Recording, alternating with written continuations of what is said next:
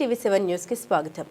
Secunderabad cantonment ప్రాంతం జీహెచ్ఎంసీలో విలీనం చేయాలని ఈ ప్రాంత ప్రజల చిరకాల డిమాండ్. గత కొన్నేళ్లుగా ఈ డిమాండ్ చేస్తున్నప్పటికీ కేంద్ర ప్రభుత్వం రక్షణ శాఖ ఆధీనంలో ఉన్న ఈ ప్రాంతంపై కేంద్ర ప్రభుత్వం చిన్నచూపు చూస్తోంది.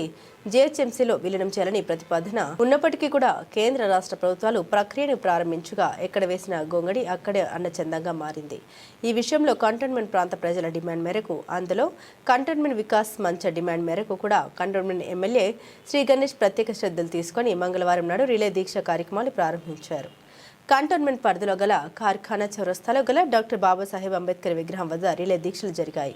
ఎమ్మెల్యే శ్రీ గణేష్ నేతృత్వంలో జరిగిన ఈ రిలే దీక్షల్లో కంటోన్మెంట్ వికాస్ మంచ్ నేతలు సంకి రవీందర్, అనేక మంది కాంగ్రెస్ శ్రేణులు పాల్గొన్నారు. ఈ రిలే దీక్షల్లో కాంగ్రెస్ బడ నేతలు మైనంపల్లి హనుమంతరావు, ప్రముఖ గాయకుడు, తెలంగాణ ఉద్యమకారుడు ఏపూరి సోమన్న సంఘీభావం తెలిపారు. పెద్ద ఎత్తున జరిగిన ఈ దీక్ష కార్యక్రమంలో స్థానిక ప్రజలు కూడా పాల్గొన్నారు.